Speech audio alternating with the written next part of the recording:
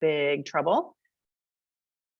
Welcome to the third day, Friday afternoon of the Peralta Online Equity Conference. My name is Inger Stark. I work and teach at the Peralta Colleges in Oakland, and I am one of the coordinators of the conference. Welcome, welcome, welcome. A couple of logistics before I turn it over to Erica. We do have the closed caption option turned on. If you'd like closed captions, there's a little toggle at the bottom of your Zoom screen, along with all the other buttons, and you just toggle it and it will turn the captions on for you and you alone. I also do want to remind you, we are being recorded. And recordings for all of the sessions will be available once we can get them closed captioned properly. Then we will post them on the conference website, probably next week, depending on what happens. It might even be a little bit longer, but and so with that, Erica, this is Erica Dallas. She is going to share some awesome information with us. Thank you so much, Ms. Stark. Welcome, everyone. I am Erica Dallas. I own and operate the Nest Child Development Center here in beautiful California. I've been an educator for 14 years. I am also a doctoral student working on my thesis, and my thesis is on my topic as well. So I'm going to share my screen right now with you. Give me 1 second. Also, Eric, if it's okay with you, I'm going to encourage people to participate in the chat, and I'll keep an eye on that for you and feed you anything that's super important. Oh, perfect. Thank you. Let's make sure you guys can see it. Can we see it? Perfect. All right. So welcome to Deepening Culturally Responsive, Relevant, and Sustaining Pedagogy in Preschool Environments. Woo! That was a lot. That was a lot to say, but it's so worth saying. Thank you for joining me. I will start this quote from Gloria Ladson-Billings. All instruction is culturally responsive. The question is, to which culture is it oriented? Think about that for a second. So throughout this presentation, you will hear me say the word mindset. This is your cue to breathe in through your nose, out through your mouth, and clear your mind and focus on what this experience would look like for you. So here's the mindset. As an individual, I bring something dynamic to this world that only I encompass. That's the beauty of this multifaceted world. We all have something that we can give another human being that could strengthen nature or help them better understand something they may or may not have experienced before. So that's your mindset. Continue in your current mindset for a moment. As I think about the shift that is happening today in education and in our classrooms, I think of educators as trees. Yes, you're a tree. The seeds were planted decades ago, the roots developed years ago, and now we're seeing the leaves. As we're waiting on this full bloom that sprouts the most beautiful blend of fruit, that's the beauty that culturally responsive, relevant, and sustaining pedagogy brings. It's the water to our tree. And as educators, it's our job to harvest edible, nutritious fruit, which is our students. So our students is our fruit that's bearing from our tree. Our session objectives, please take a moment and look at our session objectives. We're going to define the components of culture, understand what culturally responsive, relevant, and sustaining pedagogy is at the preschool level, learn strategies for creating and/or supporting preschool students, understand why culture is so important to preschool education, create a plan for next steps, that's very important, explore the role culture plays in your life and in the lives of the students you teach, identify how culture influences educators' teaching styles, identify culturally responsive, relevant, and sustaining professional development resources for becoming a CRISP teacher. So you heard me say the word CRISP. I chose the acronym CRISP because it reminds me of the word and feeling of being crisp. According to Merriam-Webster, the definition of crisp is something fresh, relevant, nourishing, notably sharp, concise, causing a ripple effect, powerfully executed, and straight to the point, much like culturally responsive, relevant, and sustaining pedagogy. So from here on out, I will use the word crisp in place of saying the long word culturally responsive, relevant, and sustaining pedagogy.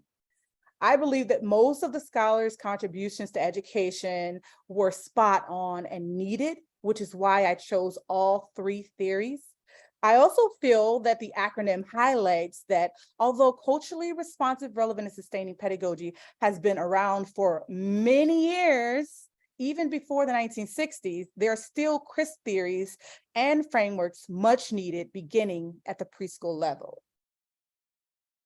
So before we get into those practices of CRISP, I wanted to understand how much experience you guys have had with CRISP.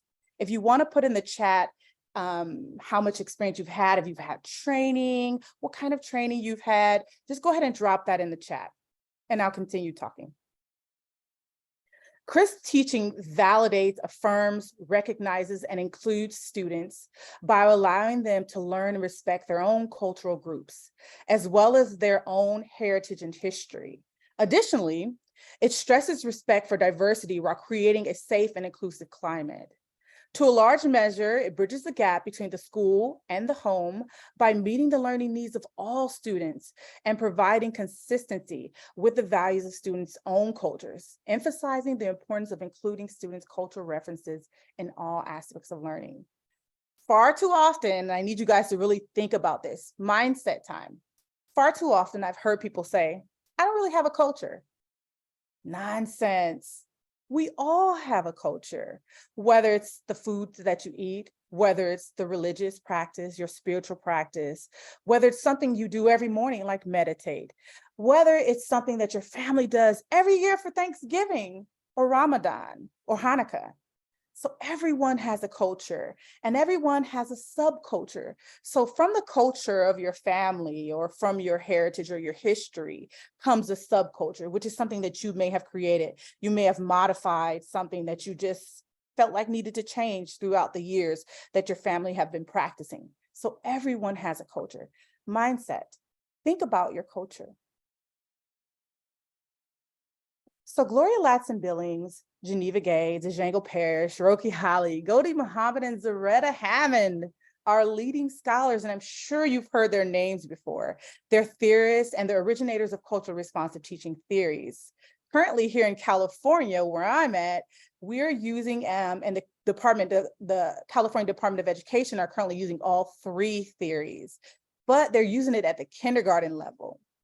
So combining their scholarly work through culturally responsive, relevant, and sustaining practices, they can be described in short as approaches to viewing culture and identity as assets, including your students' race, ethnicity, linguistic assets, among many other characteristics. So as I think about this and as I researched these topics on CRISP, I looked and I said, not much on preschool. There was a lot for K-12 schools, but if we think about the work of Zaretta Hammond, she says that the brain starts to develop profoundly at the age of 2.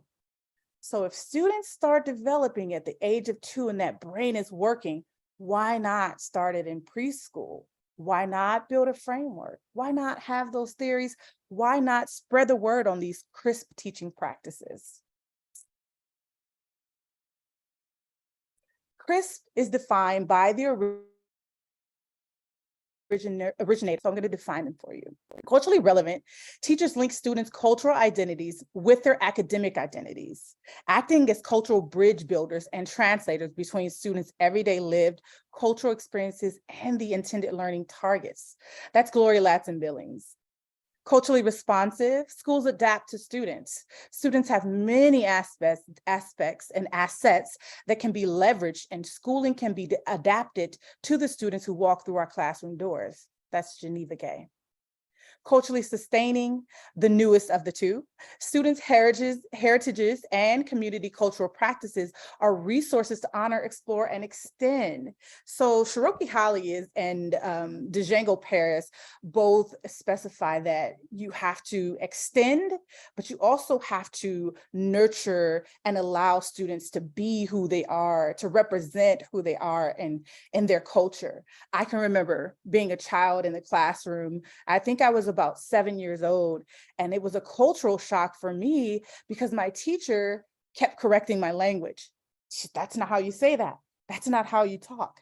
So imagine how closed off I was growing up, which is why I'm doing this research now for my doctoral journey. I was so closed off, I didn't believe that I could be who I was. I wanted to be someone else. I did a lot of code switching, which is changing how I talk, changing the words that I used, and I wasn't comfortable. Why should you use CRIS teaching in your classrooms? These strategies can build trust, encourage collaboration, improve communication, include everyone's unique cultural contributions, create a supportive, respectful atmosphere where everyone can thrive. We need this in the world, not just our classrooms. That's a mindset. Think about that. We need this in the world and not just our classrooms. We need that from our educators. We need that from our community. We need that from our teachers. We need that from our students. What is culture? So I have always argued with some of my scholarly friends who say, Erica, you made this list of what culture is. You can include more stuff on there. So I just want to, full disclosure, culture is a lot of other things besides just this list. If you would like to go ahead and go over to the chat, and if there's something that's not on the list that is culture for you, go ahead and enter that into the chat.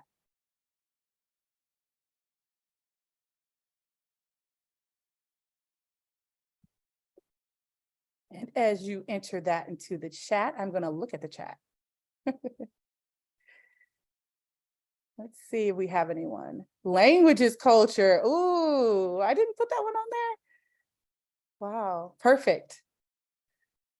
Style, yes. Leadership, priorities, media. Oh yeah, yeah, yeah. Perfect. Thank you, everyone. Let's look at the facts. So I'm really not a TV person, but I always hear people say, fact check. Feel free to fact check me on all of this information. So let's look at the facts here. California's student demographics. As you look at the student demographics represented on this chart, ponder on this fact. California has a very diverse student body, and according to the US Census 2021, California has one of the largest achievement gaps in the country. Let's think about what CRIS means to students and why it's so important that we understand and ensure it's being implemented, how it's implemented, what professional development educators receive to prepare them to implement CRIS, and if they're facing any challenges, what are these challenges? I also urge you to think of these numbers as expressions of culture. Imagine the work educators have in ensuring the needs of all students. That's a lot of work. The US is becoming more and more diverse. It is time to look at the school environment and the needs of all students to help in their educational journey and their future. Look at those numbers. Look at the beauty of the ethnicity and the diversity. This is just California. In 2022, a study conducted by the Learning Policy Institute, and I know a lot of you have saw some of their work and some of their articles, they're really phenomenal with research. The study conducted by the Learning Policy Institute was geared towards culturally responsive practices. The results revealed relationships between culture, preschool quality, children's ability to learn and develop, and kindergarten readiness. This was a unique study that hasn't been done in a lot of years that was specifically geared toward preschool students. The results suggested that culture, funding, educator professional development, and parent participation played a huge role in readying children for kindergarten and TK. Think about that. Culture seems to be the key here. According to Shiroki Hali, he states that we often talk about the problem of achievement gaps in the terms of race, racial relations, issues of oppression, and equity. Ironically, the solution for closing students' learning gaps in the classroom lie in tapping into their culture. According to the National Assessment of Educational Progress, an achievement gap occurs when one group of students, grouped by race, ethnicity, and gender, outperforms another group. And the differences in average scores for the two groups is statistically significant, which is what we're seeing here in California. We're seeing it in places like Chicago and places like Ohio. The achievement gap starts for some children before they even enter kindergarten. Hey, before they enter kindergarten. That means that these kids are either in preschool, childcare, or at home, and the gap already starts. That's something to ponder on. What about the educators, stakeholders, families, community, and administration? That's a lot of people helping children grow. Contingency, cultural scaffolding. So we're going to talk about cultural scaffolding. Teacher support that is based on an assessment of where the student's current abilities lie. The support is offered a little above or at the student's current ability. So we have a lot of teachers and educators doing a lot of scaffolding, and we hear a lot of it in preschool, and a lot of our teachers are taking courses on scaffolding, but it's important to have that cultural scaffolding. Fading, removing the contingency support over time. Transfer of responsibility. The student takes control of their own learning. Cultural scaffolding is concisely understood as Gay explains, using their own cultures, the students, and experiences to expand their intellectual horizons and academic achievement. A lot of you guys are like, well, how do I do that? Here we go. Here are a few ways that you can be crisp. Feel free to screenshot. So getting to know students, discovering their cultural backgrounds. Have students share their cultural values. This can be done in many ways. Here are some ideas. All about me posters, activities, beginning of the year questionnaires for parents, or open discussions. What are some ways that you can get to know your students besides what I just mentioned? There was posters, activities in the classroom, beginning of the year questionnaires, or open discussions. Put it in the chat. What are some ways that you can get to know your students?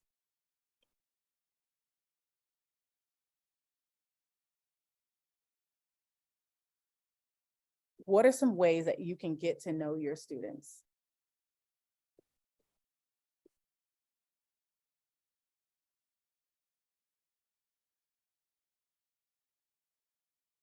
Carrie says, I have an activity where they answer as their pet to describe themselves. Oh, that's so cool. One activity I use is to have them, Ms. Stark, one activity I use is to have them get to know each other and then introduce each other.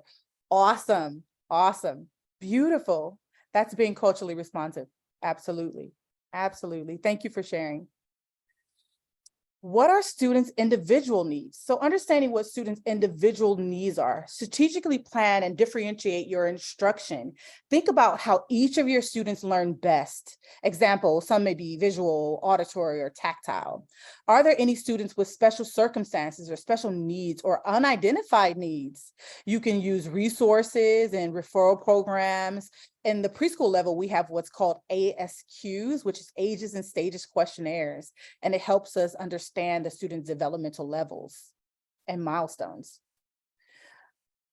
Account for language differences. There's that language. Are there ELL or DLL students in the classroom? How can educators meet their needs? Maybe signage, maybe multilingual books, multilingual music, teachers learning phrases in the student's home language. Before I moved to California, I lived in Illinois, and I hadn't had much experience with other ethnicities until I moved to California.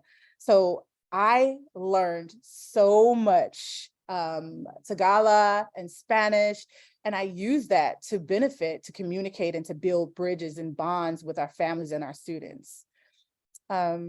Create a classroom of inclusion and creativity. Add pictures that represent the actual cultures of all of your students. Have the students contribute to the classroom decor. So sometimes I'll go into preschool classrooms and I'm like, these are pictures. They're from the store, but where are the pictures of the students? So make sure that you have that authentic approach to your classroom. Make sure that it's individualized to your students, okay? Allow students the opportunity to lead and be the teacher during circle time, table activities, and student dilemmas. So try to see your role less as an instructor and a teacher or educator, but more as a facilitator. So during my time in the classroom, I would, if a student wanted to be teacher for the day, we had that job up there on the board and they would go, I can't wait to be teacher for the day. If students were arguing, we would have a student come over and we go, well, what do you think we should do? What do you think they should do? To have them really facilitate in their own development, their own growth, and building those relationships with their peers. Facilitate student empowerment. This is a big one. Social emotional development is huge. Consistently communicate with your students, families, stakeholders, teachers, people who are just as important in helping your students develop. So make sure that you guys are building that connection, building that bond to be able to empower this student. 360 degrees of connectivity and support. Again, students, families, stakeholders, community, administration, all those people. Address your own biases. This is a big one. This is a big one because when I say that everyone has biases, everybody goes, no, I don't think so. We all have biases. Everyone has biases, whether intentional or unintentional. Addressing them is vital to becoming a crisp educator. Try to view things objectively. Understand that the experiences of others will be different from your own. Find books, activities, movies, and explore other cultures outside of your own. Be open to doing that. With the family, this is a huge, huge part of being crisp. Meet your student family members. Ask student and family members what is important to them. What aspects of their cultural backgrounds would they like reflected in the classroom? What are their needs, concerns, or excitements regarding their child's education? Consistently invite families and community members to deliver instruction in the classroom. Form positive perspectives and opinions of parents and families. What resources can you connect families with? So think about this. What other resources outside of the classroom can you connect your families with? Specialized services, food, adult services. Working in preschool, we have a list, a slew of resources that we give to the families. So if they say a keyword like I'm homeless, we go into our database and we put in I'm homeless, and it pops up all of these shelters, all of the food resources, diaper resources. So think about those things as you get acquainted with the families.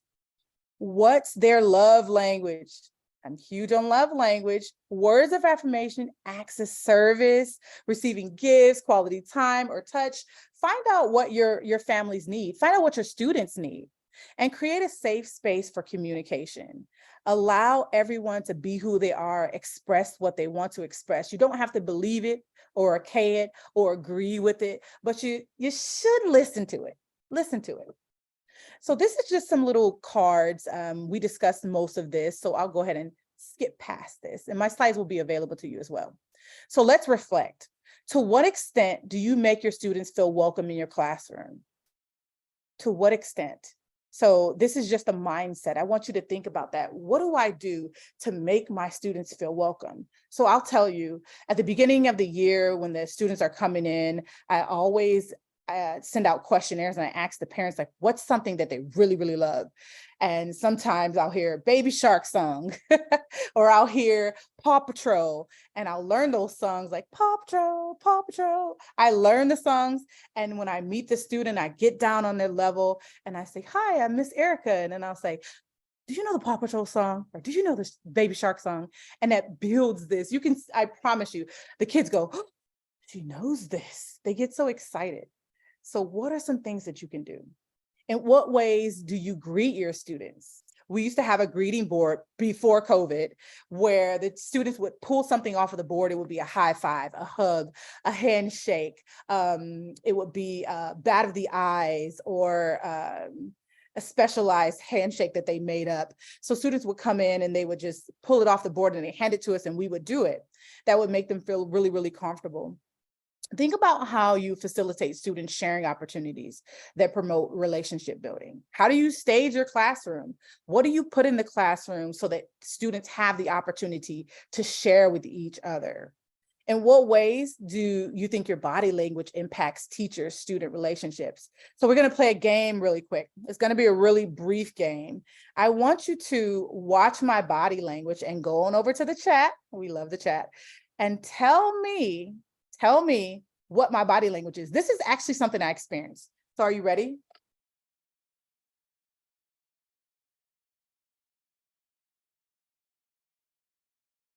What's that? Contempt. Contempt, yeah. Frustration, yeah. Yeah. I've seen teachers do that with students. How about this?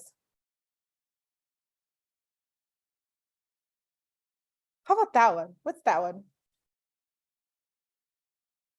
Excitement. And I threw that hand in there. Proud, proud.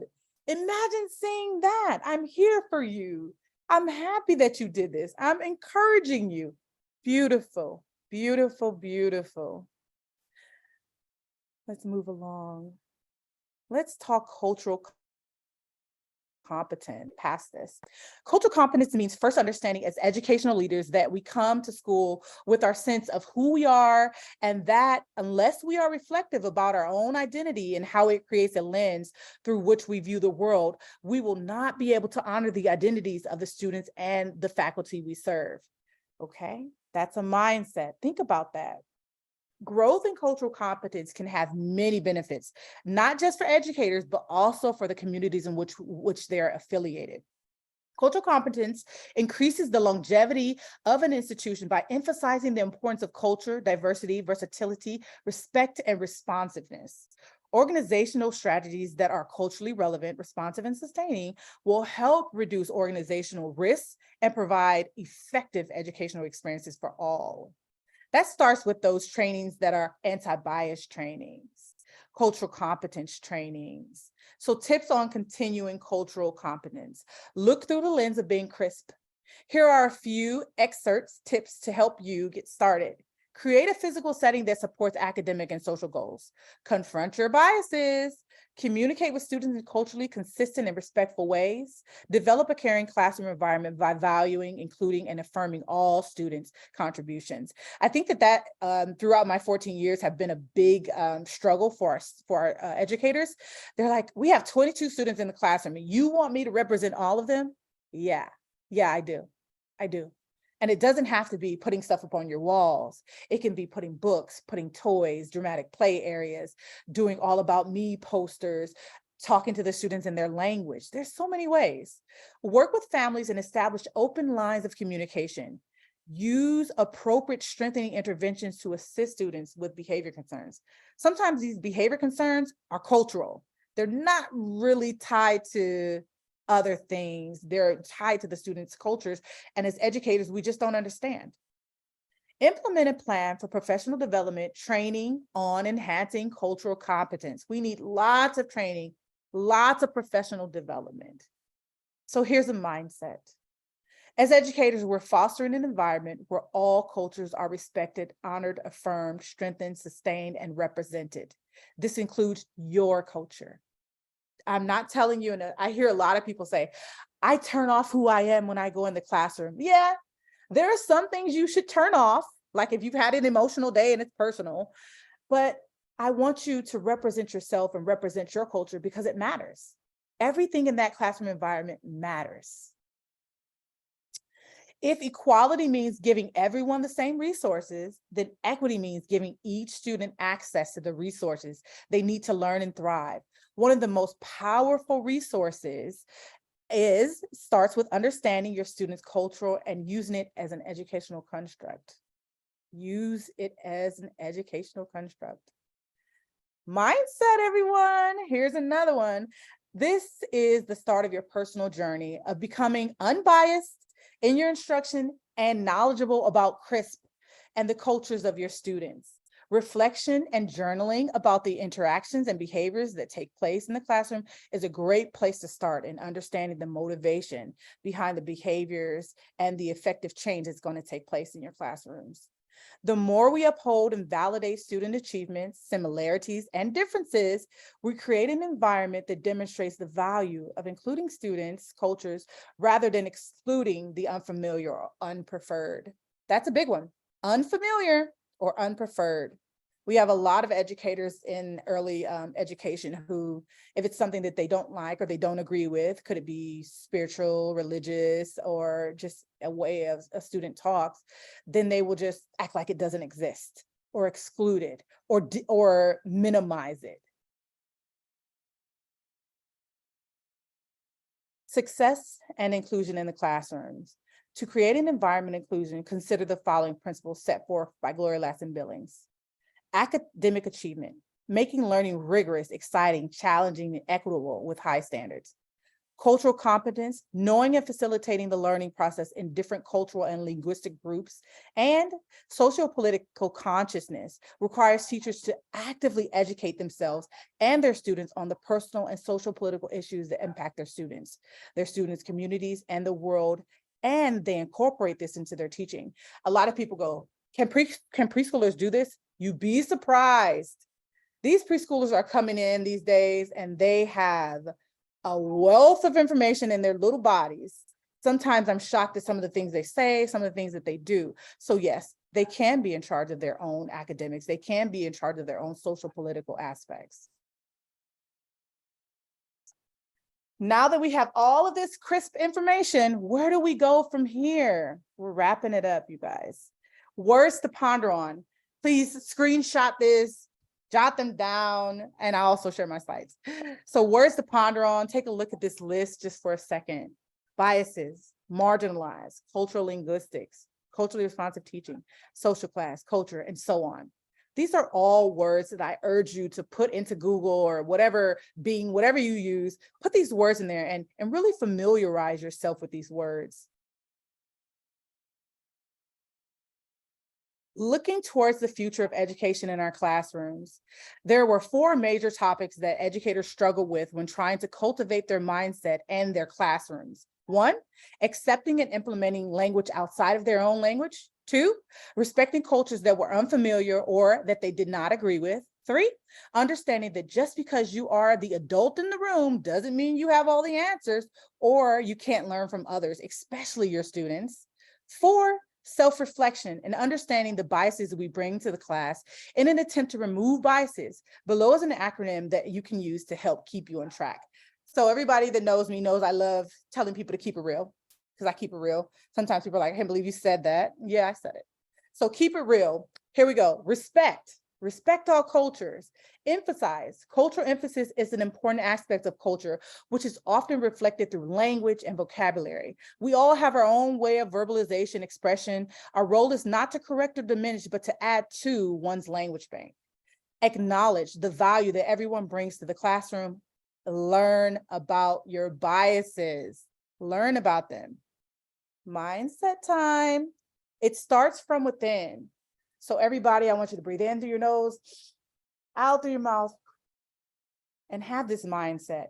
Your standards should be high. Your focus should be sharp. Your self-doubt should be off. Your confidence should be on. Your intentions are set. Gratitude is initiated, and your culturally responsive, relevant, and sustaining practices are now activated. So I now thank you.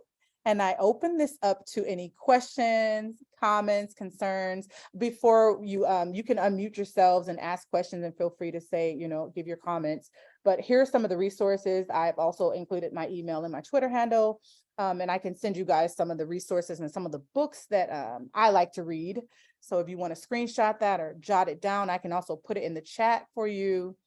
So yeah, I'm going to open it up now to you all.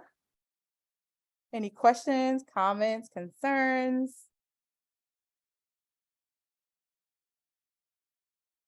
Kevin, I think you should jump in here. I am just in awe. This has been such a fantastic presentation. And even though I no longer teach preschool, I joke that teaching college students is the best preparation for teaching college students was teaching preschool, because they have the same attention span, just bigger bodies. Yeah. But I am going to adopt this CRISP, the aspects that I haven't already. And I'm just so grateful for all the ideas that you brought up. And I'm wondering if you have ideas for those of us who have moved to less active age groups, ways that we might apply some of these principles to young adult and adult learners, if you have thought about that. Yeah, so I'm an ECE kind of girl, but I think that it's really transparent and it's transferable over to older students. I think it's really important to really just get to know them and to understand the aspects of their culture. We always hear, like in early education and even in higher education, how we ask questionnaires, we give them surveys, we learn about their aspects, but I think it's kind of in conjunction with being open to doing it. You have so many students in your classroom, you have to be open to implementing this, you have to be open to doing it. And so if you have 17 students, you have to really think about differentiating that instruction. What can I do in my classroom? Maybe I can throw some books in there. Maybe when I look at the surveys, they say that they're practicing Kwanzaa. Maybe when Kwanzaa comes about, ask them a question. So what did you do for Kwanzaa? I remember as a student, when someone asked me about Kwanzaa, I'm like, you remembered that. You remembered that. So just having that open conversation, open dialogue with your students, even if, if they're older, I think it's really, really important. That's a great way to be culturally responsive. Any more questions?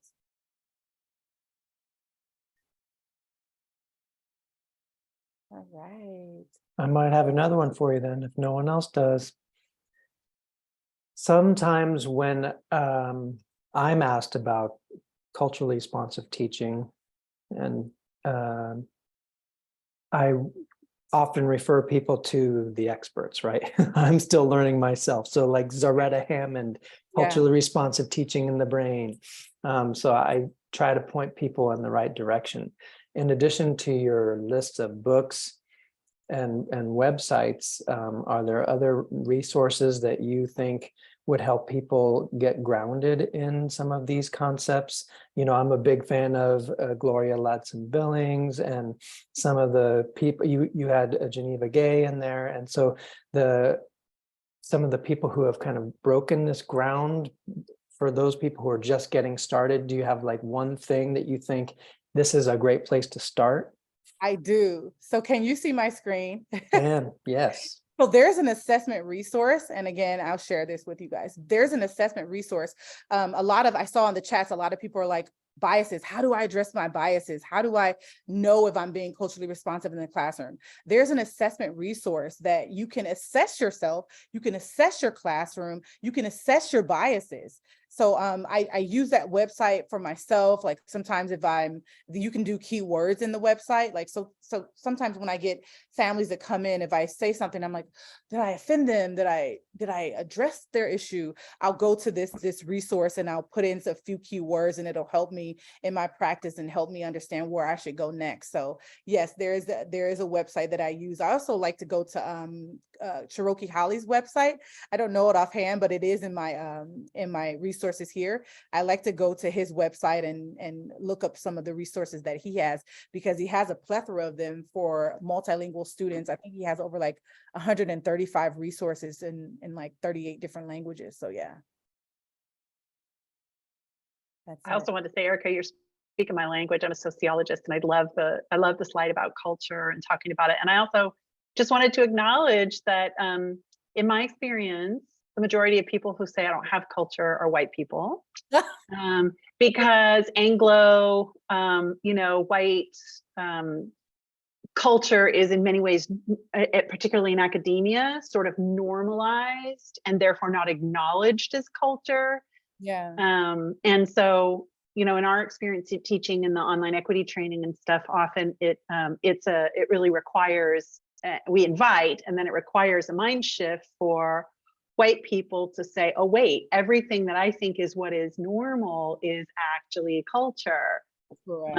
And we teach them about ethnocentrism, which means when you think what you do is the normal and correct way to do things. So Yeah. One Yeah. of the areas I've worked on in my own personal culture path, it refers to what you're talking about, where when I ask a question, I know not only do Americans answer quickly and sometimes impulsively and not think through their answer, but the answers I expected in the classroom are different than the answers I received. Yeah. So I had to offer different ways to answer my question. I had to work on my wait time. I had to, instead of making eye contact with a student, not making eye contact might get me an answer. So that's one area I worked on. Awesome. Yeah. I know that eye contact is a part of certain cultures as well. Like you're not supposed to look them in their eyes. And so, yeah, that works. Anyone else? I think we have a few minutes or wrapping up. No more questions. I did put my email in the chat. If you want the slides, I can share those with you. And the resources are at the very end of the slides. It's a lot of resources. Don't get overwhelmed. I'm a bookworm. And if you want us to share those slides via the conference website, we can make a link to them. So Yeah. just I'll put that link in the chat as well. Okay, perfect. Erica, thank you Thank so you. much. This is fabulous. And as you and Kevin know better than many of the rest of us, there is incredibly relevant things that you use in teaching little people, you know, and as Kevin says, for many of us who work in college settings or university settings with just larger bodies. So thank you for showing up. Thank you for this really great presentation, and good luck in your graduate studies, and good luck getting across that finish line. Thank you so much. And thank you for having me. And thank you everyone for attending and for engaging.